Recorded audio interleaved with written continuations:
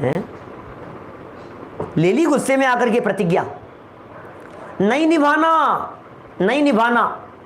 परम भाव प्रकाशक नए चक्र में अज्ञानता में ली गई प्रतिज्ञा के संदर्भ में एक बहुत सुंदर एग्जाम्पल दिया है और इस प्रकार की बात कही है कि सुनो, एक राजा की सवारी निकल रही थी और राजा की सवारी निकलते निकलते क्या हुआ, सामने से एक शराबी आ गया। अतुल भाई सुनी है ना आपने, क्या पुराना प्रसंग है, सुना हुआ। राजा की सवारी निकल रही थी और अचानक सामने एक शराबी व्यक्ति आ गया और वो शराबी व्यक्ति आकर के कहता है, राजा हाथी पर सवार है, सवारी निकल रही है, शराब के नशे में क्या बोल रहा है, ए हाथी वाले, हाथी बेचेगा क्या?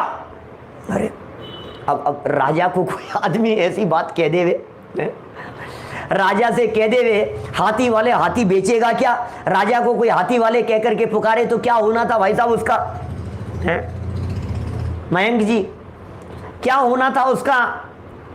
कि यही होना था भाई साहब, पकड़ लिया गया, जेल में डाल दिया गया, उसको बंद कर दिया गया।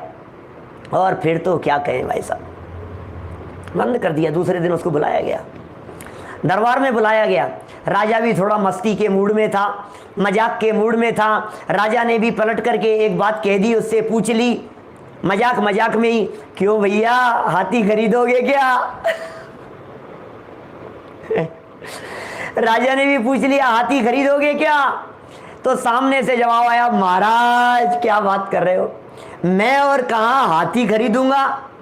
नहीं नहीं, मेरी कहाँ हैसियत है हाथी खरीदने की, कि कल तो बात कर रहे थे तुम कि महाराज मैंने कब कही ये बात, कि झूठ बोलते हो हमारे सामने, तुमने ही कही थी।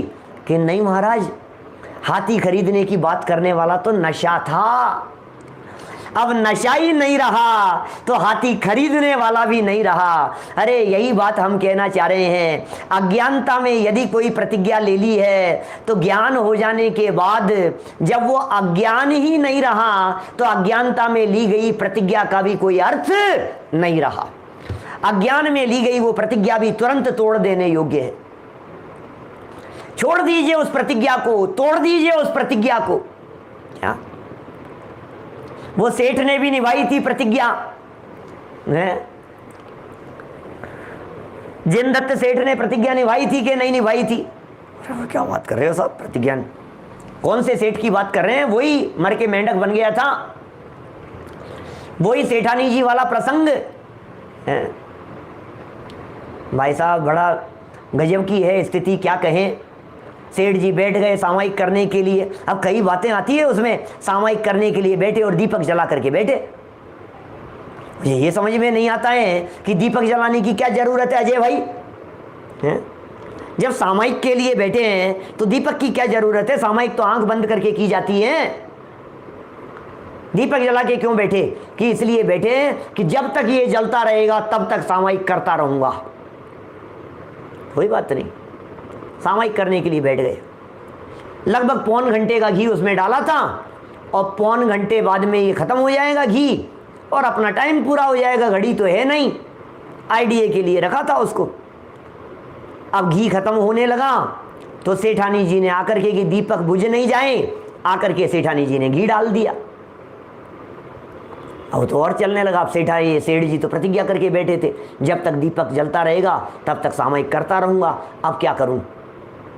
अब पौन घंटे की जगह 1.25 घंटा हो गया, अब ये तो दीपक तो बंद ही नहीं हो रहा है।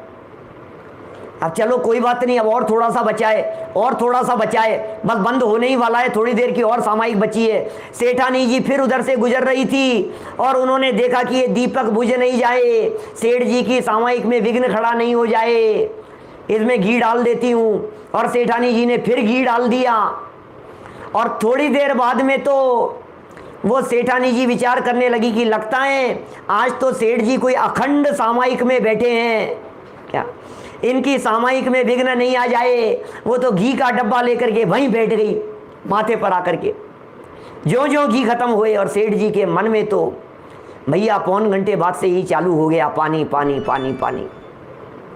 अंदर में पानी पानी चल रहा है और बाहर में क्या चल रहा है? बाहर में ये चल रहा है कि तो घी कब खत्म होगा, घी कब खत्म होगा। बाहर में सामायिक दिख रही है, अंदर में पानी पानी चल रहा है। अब बताओ करें क्या? प्रतिज्ञा निभाई कि नहीं निभाई उन्होंने? है? एक व्यक्ति सामायिक के बीच में, वो दीपक की जरूरत क्या थी? मुझे तो ये कहना है कि दीपक तो अवलंबन था ना। क्या आप यदि ये कहें कि सेठ जी ने प्रतिज्ञा निभाई, क्या तो मेरा यह कहना है कि सेठ जी ने प्रतिज्ञा निभाई और सामायिक के काल में उनका मरण हुआ, तो मर करके यदि मोक्ष नहीं हुआ तो स्वर्ग तो गए ही होंगे भाई साहब। विकास जी, मोक्ष नहीं गए तो स्वर्ग तो गए ही होंगे ना? कि नहीं नहीं भाई साहब, वो तो त्रियंश में गए, मेंढक बन गए थे। कि अच्छा, प्रतिज्ञा निभाने पर भी कि नहीं निभाई थी फिर प्रतिज्ञा उन्होंने। अच्छा, प्रतिज्ञा नहीं निभाई थी, सेठ जी के बेचारों के प्राण निकल गए, मरते दम तक निभाई, और तुम कहते हो प्रतिज्ञा नहीं निभाई। मरते मर गए, उसके बावजूद आप कह रहे हो प्रतिज्ञा नहीं निभाई। भैया सच्चाई तो यही है कि प्रतिज्ञा उन्होंने दीपक जलने की नहीं ली थी, प्रतिज्ञा सामायिक की ली थी। हमारा क्यों उपयोग डाइवर्ट हो जाता है? हम ये बात क्यों देखने लगते हैं कि सेठ जी ने दीपक जलने की प्रतिज्ञा ली थी? आप लोगों को पता है या नहीं, मैं भी यहाँ प्रतिज्ञा लेकर के बैठा हूँ कि जब तक हमारे सामने जो घड़ी लगी है, इस घड़ी में 8:55 नहीं हो जाएंगे तब तक चलाता रहूंगा। अब यदि इसके सेल खत्म हो जाए तो फिर आप तो बस बैठे रहना शांति से। क्या क्यों प्रतिज्ञा? अब तो कब पता नहीं। अब ये तो कोई बजे तो बजे ही नहीं उसके अंदर। तो 8:45 पर आकर के यदि सेल खत्म हो जाए उसमें, हम तो प्रतिज्ञा लेकर के बैठे हैं 8:50 तक की। अरे ये घड़ी का अवलंबन तो टाइम के क्राइटेरिया के लिए था। प्रतिज्ञा तो सामायिक की करके बैठा था, दीपक से क्या लेना देना है? आधार तो इस बात का बनाना था कि मुझे आत्मा की आराधना करनी है, काम तो वो करना था। आप कहाँ उलझ गए हैं इस चक्कर में कि नहीं साहब फिर दीपक में लगे ही क्यों? अरे दीपक के लिए तो इसलिए जला करके बैठे थे। सामायिक में दीपक की जरूरत अपने लिए ही नहीं होती है, दूसरों के लिए भी होती है। हमें तो शास्त्र पढ़ना नहीं है, लेकिन कोई दूसरा व्यक्ति हमसे आकर के नहीं टकरा जाए, इसलिए दीपक की जरूरत थी। हम तो कुछ नहीं कर रहे हैं, लेकिन दूसरा व्यक्ति तो टकरा सकता है या नहीं? ये तो हो सकता है कि नहीं?